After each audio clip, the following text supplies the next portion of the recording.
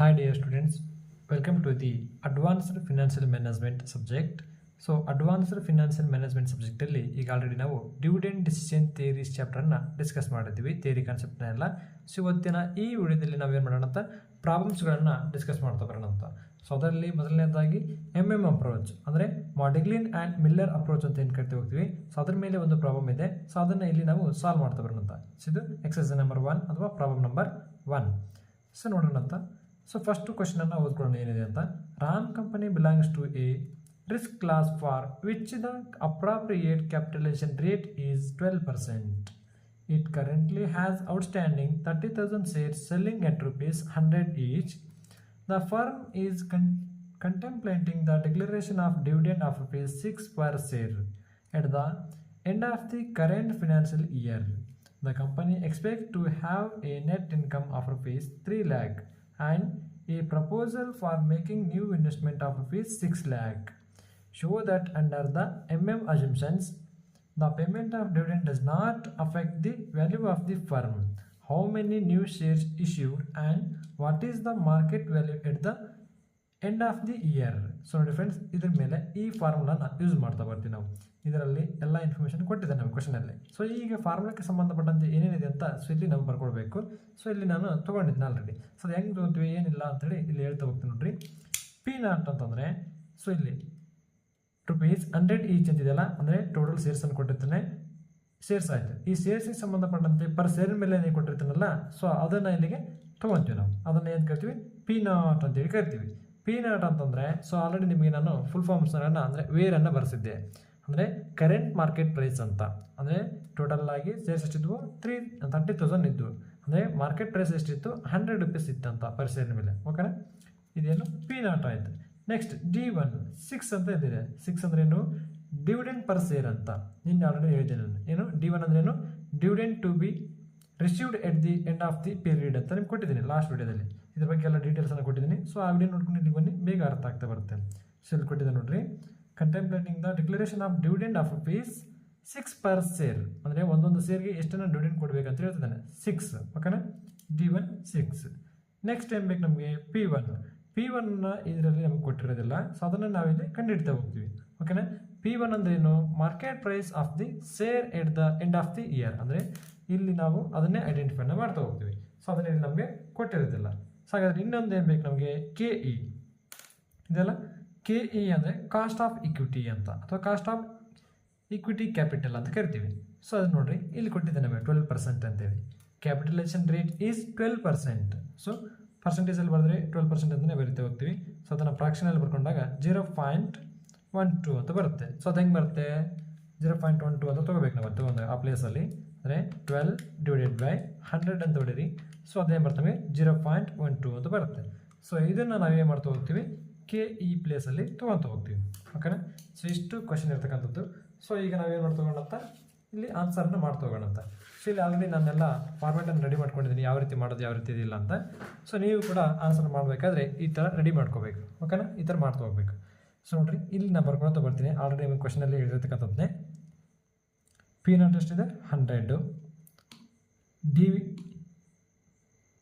P not ಅಲ್ಲ 100. D1 ಎಷ್ಟಿದೆ 6 ಇದೆ ನೋಡ್ರಿ. ಇನ್ನು KE ಎಷ್ಟಿದೆ 12% ಇದ್ದಿದ್ದು, ಅದನ್ನು ನಾವು 0.12 ಆಗುತ್ತೆ. P1 ನಮ್ಗೆ ಗೊತ್ತಿಲ್ಲ, ಅದನ್ನೇ ನಾವಿಲ್ಲಿ ಕಂಡುಹಿಡಿತಾ ಹೋಗ್ತೀವಿ. ಓಕೆನಾ, ಸೊ ಇಲ್ಲಿ ನೋಡ್ರಿ, ಫಸ್ಟ್ ಇಲ್ಲಿ ಡಿವಿಡೆಂಡ್ ಪೇಯ್ಡ್,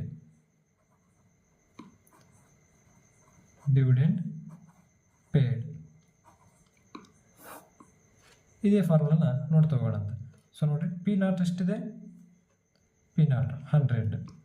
ಓಕೆನಾ, ಈಕ್ವಲ್ ಟು D1 ಎಷ್ಟಿದೆ ನೋಡ್ರಿ 6 ಅಲ್ಲ, 6 ಪ್ಲಸ್ P1 ನೋಡ್ರಿ, P1 ಏನಿಲ್ಲ ನಮಗೆ ಕ್ವಶನ್ ಮಾರ್ಕ್ ಅಂತ, ಅದನ್ನೇ ಐಡೆಂಟಿಫೈ ಮಾಡ್ತೀವಿ ಅಂತ. ಸೊ ಹಂಗಾಗಿ ಹಂಗೆ ಬರ್ಕೊಡ್ರಿ, P1 ಡಿವೈಡೆಡ್ ಬೈ 1ಗೆ 1 ಪ್ಲಸ್ KE ಎಷ್ಟಿದೆ 0.12.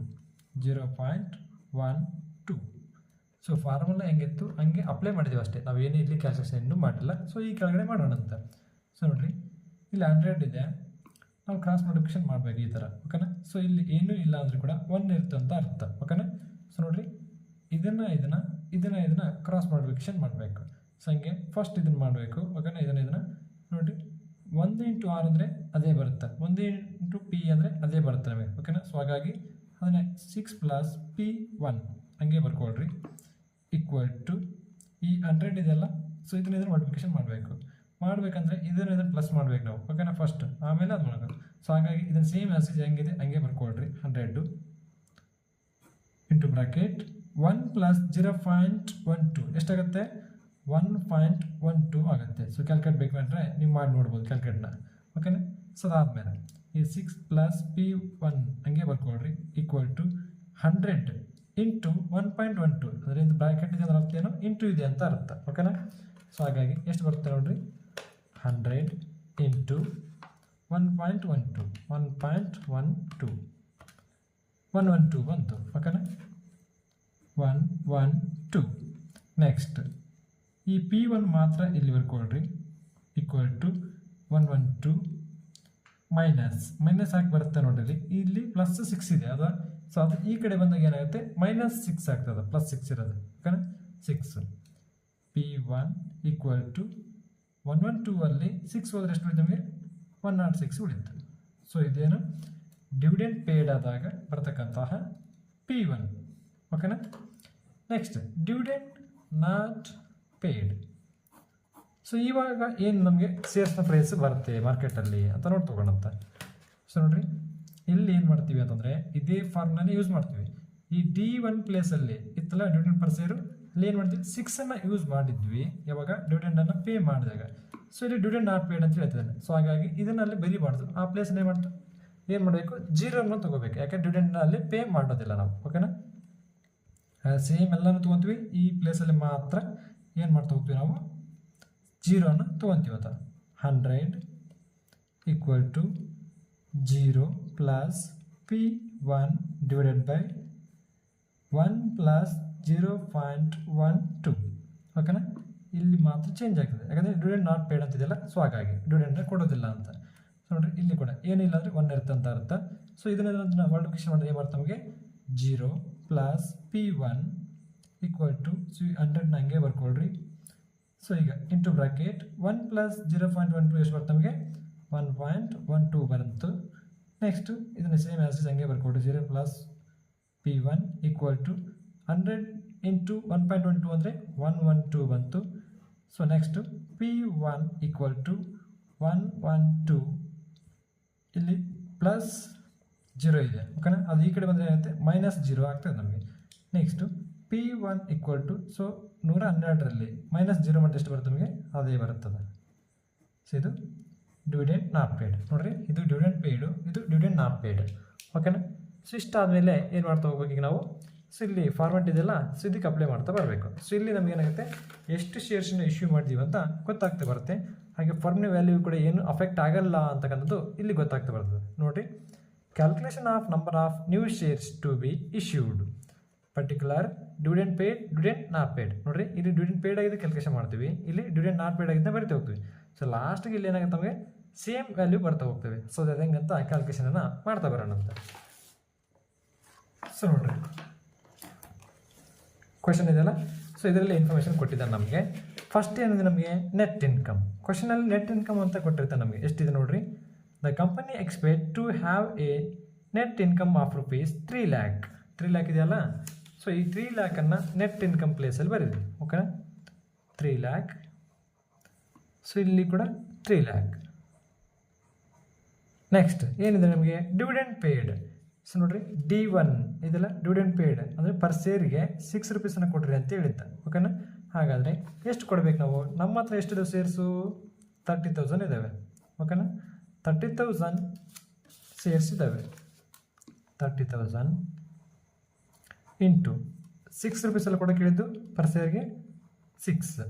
30,000 ಇಂಟು 6 ಅಂದರೆ ಎಷ್ಟಾಗುತ್ತೆ ನಮಗೆ, 30,000 ಇಂಟು 6 1,80,000. ಡಿವಿಡೆಂಡ್ ಪೇಯ್ಡಲ್ಲಿ ಮಾತ್ರ ಬರೀಬೇಕು. ಸೊ ಇಲ್ಲಿ ನಿಲ್ 0, ಯಾಕೆಂದರೆ ಡಿವಿಡೆಂಡ್ ನಾಟ್ ಪೇಯ್ಡ್ ಅಲ್ಲ. ಸೊ ಇಲ್ಲಿ ಡಿವಿಡೆಂಡ್ ಕೊಡ್ತಿದ್ದೀವಿ, ಇಲ್ಲಿ ಕೊಡ್ತಿಲ್ಲ. ಸೊ ಹಾಗಾಗಿ ಇಲ್ಲಿ ಮಾತ್ರ ತೊಗೋತೀವಿ. ನೆಕ್ಸ್ಟ್, ಸೊ ಇದರಲ್ಲಿ ಇದನ್ನು ಮೈನಸ್ ಮಾಡೋದು ಎಷ್ಟು ಉಳಿತು ನಮಗೆ, 3 ಲಕ್ಷದಲ್ಲಿ 1,80,000 ಹೋದರೆ 1,20,000 ಉಳಿತು. ಸೊ ಇಲ್ಲಿ ಏನಾಗುತ್ತೆ, 0 ಇರೋದ್ರಿಂದ ಅದೇ 3 ಲಕ್ಷನೇ ಸೇಮ್ ಆ್ಯಸ್ ಹಂಗೆ ಉಳಿಯುತ್ತೆ ನಮಗೆ. ಓಕೆನಾ. ನೆಕ್ಸ್ಟ್ ಸೊ ಇದನ್ನ ಏನಂತ ಕರಿತೀವಿ ನಾವು ರಿಟೇನ್ ಅರ್ನಿಂಗ್ಸ್ ಅಂತ ಕರಿತೀವಿ. ರೆಮ್ನಿಂಗ್ ಏನು ಉಳಿತಲ್ಲ ಸೊ ಅದನ್ನು. Next minus new investment. So ನೋಡಿರಿ ಕ್ವಶನಲ್ಲಿ ನ್ಯೂ ಇನ್ವೆಸ್ಟ್ಮೆಂಟ್ ಕೊಟ್ಟಿರ್ತಾರೆ ನಮಗೆ. ಇಲ್ಲಿ ನೋಡಿರಿ A proposal for making new investment of rupees 6 lakh. 6 lakh ಇದೆಯಲ್ಲ, ಸೊ ಆ 6 lakh ಸೊ ಡಿವಿಡೆಂಡ್ ಪೇಡಲ್ಲಿ ಹಾಗೂ ಡಿವಿಡೆಂಡ್ ನಾಟ್ ಪೇಡಲ್ಲಿ ಸೇಮ್ ಅಮೌಂಟ್ನ ಹಾಕಬೇಕು. ನೆಕ್ಸ್ಟ್ ನೋಡಿ ರಿಟೇನ್ ಅರ್ನಿಂಗ್ಸಲ್ಲಿ ಮೈನಸ್ ಮಾಡಬೇಕು, ನ್ಯೂ ಇನ್ವೆಸ್ಟ್ಮೆಂಟನ್ನು ಲೆಸ್ ಮಾಡಬೇಕು. ಎಷ್ಟು ಉಳಿತೇನು ನಮಗೆ ನೋಡಿರಿ 6 lakh 1,20,000 ಇದನ್ನು ಫಸ್ಟು ಮೈನಸ್ 6 lakh ಎಷ್ಟು 4,80,000. ಸೊ ಇಲ್ಲಿ ಎಷ್ಟು ಉಳಿಯುತ್ತೆ 3 lakh ಉಳಿಯುತ್ತೆ ನಮಗೆ. ಓಕೆನಾ. ನೆಕ್ಸ್ಟ್ ಏನಂದರೆ market price per share. Market price per share ಅಂತಂದರೆ ಇಲ್ಲಿ ಐಡೆಂಟಿಫೈ ಮಾಡಿದ್ದೀವಲ್ಲ ಮಾರ್ಕೆಟ್ ಪ್ರೈಸ್ ಪರ್ ಶೇರನ್ನು ಸೊ ಇವನಲ್ಲಿ ತೊಗೋಬೇಕು. ನೋಡಿರಿ ಡಿವಿಡೆಂಡ್ ಪೇಡಲ್ಲಿ 106 ಇದೆ, ಡಿವಿಡೆಂಡ್ ನಾಟ್ ಪೇಡಲ್ಲಿ 112 ಇದೆ. ಸೊ ಇವನ್ನೆಲ್ಲ ತೊಗೋಬೇಕಷ್ಟೇ. ಡಿವಿಡೆಂಡ್ ಪೇಡಲ್ಲಿ ಇದು ಡಿವಿಡೆಂಡ್ ಪೇಡ್. ಓಕೆನಾ. 106 ಇಲ್ಲಿ 112. ನೆಕ್ಸ್ಟ್ ಏನು ಮಾಡಬೇಕು ಸೊ ಇದನ್ನು ಡಿವೈಡೆಡ್ ಬೈ ಮಾಡಬೇಕು. ಅವಾಗ ಏನು ಸಿಗುತ್ತೆ ನಮಗೆ number of new shares issued, ಅಂದರೆ ನ್ಯೂ ಶೇರ್ಸನ್ನು ಎಷ್ಟು ಇಶ್ಯೂ ಮಾಡೋಕ್ಕಂತ ನಮ್ಗೆ ಗೊತ್ತಾಗುತ್ತೆ. ಸೊ ನೋಡಿರಿ 4,80,000 ಡಿವೈಡೆಡ್ ಬೈ 106 ಎಷ್ಟು 4528. 4,528 ಶೇರ್ಸನ್ನು ನ್ಯೂ ಶೇರ್ಸ್ನ ಇಶ್ಯೂ ಮಾಡ್ತೀವಿ. ನೆಕ್ಸ್ಟ್ ಇಲ್ಲಿ ನೋಡಿರಿ 3 lakh ಡಿವೈಡೆಡ್ ಬೈ 112 ಎಷ್ಟು 2,678. ಓಕೆನಾ. ನೆಕ್ಸ್ಟ್ ಆಮೇಲೆ ಎಕ್ಸಿಸ್ಟಿಂಗ್ ಶೇರ್ಸ್ ಅಂದರೆ ಓಲ್ಡ್ ಶೇರ್ಸ್ ಅಂತ ಆಲ್ರೆಡಿ ಕಂಪ್ನಿಲಿ ಇರ್ತೀವಲ್ಲ ಮೊದಲು ಅವು ಅಂತ. ಇಲ್ಲಿ ನೋಡ್ರಿ it currently has outstanding 30,000 shares ಇದಾವಲ್ಲ 30,000. ಸೊ ಆ 30,000 ಶೇರ್ಸನ್ನು ಸೊ ಇಲ್ಲಿ ಹಾಕ್ರಿ. ಸೊ ಇಲ್ಲಿ ಕೂಡ ಅವನೇ ಬರೀರಿ ಸೇಮ್. ನೆಕ್ಸ್ಟ್ ಇದನ್ನು ಪ್ಲಸ್ ಮಾಡಿ ಸೊ ಇಲ್ಲಿ ಬರೀರಿ. ಅವು ಏನಾಗ್ತವೆ ಟೋಟಲ್ ಶೇರ್ಸ್ ಆಗ್ತವೆ. ಇವು ನ್ಯೂ ಶೇರ್ಸು, ಇವು ಎಕ್ಸಿಸ್ಟಿಂಗ್ ಶೇರ್ಸ್ ಅಂದರೆ ಓಲ್ಡ್ ಶೇರ್ಸ್ ಅಂತ. ಎಷ್ಟಾಗ್ತವೆ ಇಲ್ಲಿಗೆ 34,528 ಆಗ್ತವೆ. ಇದು ಪ್ಲಸ್ ಮಾಡಿದ್ರೆ. ಓಕೆನಾ. ಸೊ ಇಲ್ಲಿ ನೋಡಿದ್ರೆ 32,678 ಆಗ್ತವೆ. ಓಕೆನಾ. Next market price per share. ಇಲ್ಲಿ ಆಲ್ರೆಡಿ ಬರ್ತೀವಲ್ಲ ಸೊ ಇವನೇ, ಅಂದರೆ ಇಲ್ಲಿ ಏನು ಕಂಡುಹಿಡಿದ್ವಲ್ಲ ಸೊ ಅವನೇ ಅಲ್ಲಿ ಇನ್ನೊಂದು ಟೈಮ್ ಬರೀರಿ 106 112. ಸೊ ಇವೆರಡನ್ನೂ ಈಗ ಮಲ್ಟಿಪ್ಲಿಕೇಶನ್ ಮಾಡಬೇಕು. ಇದನ್ನು ಸೊ ಅವಾಗ ಇವೆರಡೂ ಕೂಡ ಸೇಮ್ ವ್ಯಾಲ್ಯೂ ಬರಬೇಕು ನಮಗೆ. ಅದನ್ನು ನಾವೇನು ಕರಿತೀವಿ ಮಾರ್ಕೆಟ್ ವ್ಯಾಲ್ಯೂ ಆಫ್ ಶೇರ್ಸ್. ಅಂದರೆ ಫರ್ಮ್ನ ವ್ಯಾಲ್ಯೂ ಏನು ಅಫೆಕ್ಟ್ ಆಗುತ್ತಾ ಆಗಲ್ವಾ ಅಂತ ಇಲ್ಲಿ ಗೊತ್ತಾಗುತ್ತೆ ನಮಗೆ. ಓಕೆನಾ. ನೋಡಿರಿ 34,528 ಇಂಟು 106 ಎಷ್ಟು ಬಂತು. ಸೊ ಅದನ್ನು ಇಲ್ಲಿ ಬರ್ಕೊಡ್ರಿ ಫಸ್ಟು, ಆಮೇಲೆ ನೋಡೋಣ ಅಂತ. 36,59,968 36,59,968. ಓಕೆನಾ. ಇದು ಯಾವಾಗ ಡಿವಿಡೆಂಡ್ ಪೇಡ್ ಎಲ್ಲ ಆಯ್ತು. ನೆಕ್ಸ್ಟ್ ಈ ಕಡೆ ನೋಡಿರಿ 32,678 ಇಂಟು 112 ಎಷ್ಟು ಬಂತು 36,59,936. ನೋಡಿ ಫ್ರೆಂಡ್ಸ್ ಇಷ್ಟು ಆನ್ಸರ್ ಬಂತು ನಮಗೆ. ಓಕೆನಾ. 36, 59, 59, 968 ಬಂತು. ಇಲ್ಲಿ 936 ಬಂತು. ಸೊ ಇಲ್ಲಿ ರೌಂಡ್ ಆಫ್ ಫಿಗರ್ ಏನು ಬರ್ತಲ್ಲ ರೌಂಡಿಂಗ್ ಫಿಗರ್, ಸೊ ಆ ವ್ಯಾಲ್ಯೂನ ಇಲ್ಲಿ ಬರೀಬೇಕು. ಸೊ ಇಲ್ಲಿ ಈ ಥರ ಸ್ವಲ್ಪ ಮಾತ್ರ ಚೇಂಜ್ ಬರ್ತವೆ. ಕೆಲವೊಂದು ಪ್ರಾಬ್ಲಮ್ಸ್ ಎಕ್ಸಾಕ್ಟಾಗಿ ಈಕ್ವಲ್ ಅಮೌಂಟೇ ಬರ್ತಾ ಹೋಗ್ತವೆ. ಸೊ ಈಗ ನಾವೇನು ಮಾಡಬೇಕು ಇವನ್ನ ರೌಂಡ್ ಫಿಗರ್ಗೆ ಕನ್ವರ್ಟ್ ಮಾಡ್ಕೊಂಡು ಇಲ್ಲಿ ಎಷ್ಟಿದೆ 36,59,968 ಇದೆ. ಇಲ್ಲಿ 936 ಇದೆ. ನೆಕ್ಸ್ಟ್ ಹೋದ್ರೆ ಎಷ್ಟಾಗುತ್ತೆ ಸೊ ಇದು 36,60,000 ಆಗುತ್ತೆ. ಓಕೆನಾ. ರೌಂಡ್ ಫಿಗರ್ ಮಾಡಿದರೆ ಸೊ ಇದು ಕೂಡ ಅಷ್ಟೇ 36,60,000 ಆಗುತ್ತೆ. ಓಕೆನಾ. ಸೊ ಈ ಥರ ಸ್ವಲ್ಪ ಚೇಂಜಸ್ ಬಂದಾಗ ಅದನ್ನ ನೆಕ್ಸ್ಟ್ ನಂಬರ್ಗೆ ರೌಂಡ್ ಫಿಗರ್ ಯಾವುದಾಗುತ್ತಲ್ಲ ಸೊ ಆ ನಂಬರ್ಗೆ ಈ ಥರ ಕನ್ವರ್ಟ್ ಮಾಡಿ ಬರೀಬೇಕು. ಓಕೆನಾ. ಸೊ ಇಷ್ಟು ಮಾಡಿದ್ರೆ ಸೊ ಈಸಿಯಾಗಿ ನಾವೇನು ಮಾಡ್ಬೋದು ಎಕ್ಸಾಮಲ್ಲಿ ಔಟ್ ಆಫ್ 40 ಮಾರ್ಕ್ಸನ್ನು ಈ ಚಾಪ್ಟ್ರಲ್ಲಿ 10 ಮಾರ್ಕ್ಸ್ಗೆ ಅಥವಾ 14 ಮಾರ್ಕ್ಸ್ಗೆ ಈ ಕ್ವೆಶನನ್ನು ಕೇಳಿರ್ತೇನೆ. ಸೊ ಅವಾಗ ಇಷ್ಟು ಸುಲಭವಾಗಿ ಈಸಿಯಾಗಿ ನಾವು ಮಾರ್ಕ್ಸನ್ನು ತಗೋಬೋದು. ಸೊ ಈ ವಿಡಿಯೋ ನಿಮಗೆ ಇಷ್ಟ ಆಗಿದ್ದರೆ ಲೈಕ್ ಮಾಡಿ, ಹಾಗೆ ನಿಮ್ಮ ಫ್ರೆಂಡ್ ಸರ್ಕಲಲ್ಲಿ ಕೂಡ ಈ ವಿಡಿಯೋನ ಶೇರ್ ಮಾಡಿ. Thanks for watching this video.